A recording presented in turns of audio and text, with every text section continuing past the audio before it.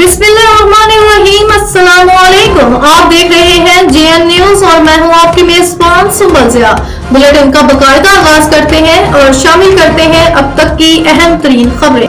शहदादपुर से JN news के deputy bureau chief Syed Usman Ali की रिपोर्ट के मुताबिक मुल्क भर की तरह शहदादपुर में भी जश्न आज़ादी की तकरीबात मिली जोश व जज्बे से मनाई गई।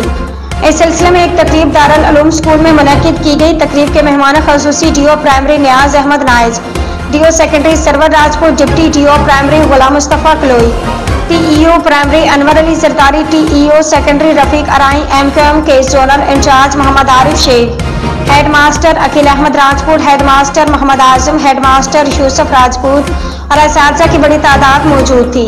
तकरीब का आगाज कलाम पाक की तिलावत से हुआ। तलबा ने कौमी तराना पढ़ा। इस मौके पर तकरीब में आए हुए मेहमानों ने पाकिस्तान बनाने वालों की कुर्बानियों और उनकी जद्दोजहद पर रोशनी डाली। खास तौर पर कायदे-ए-आज़म मोहम्मद अली जिन्नाह के रुफ़क़ा को खराज तहसीन भी पेश किया। जबकि तकरीब में बच्चों ने मिली नगमे गाए तो पंदल में बैठे हाज़रीन ने बच्चों को खूब दाद दी।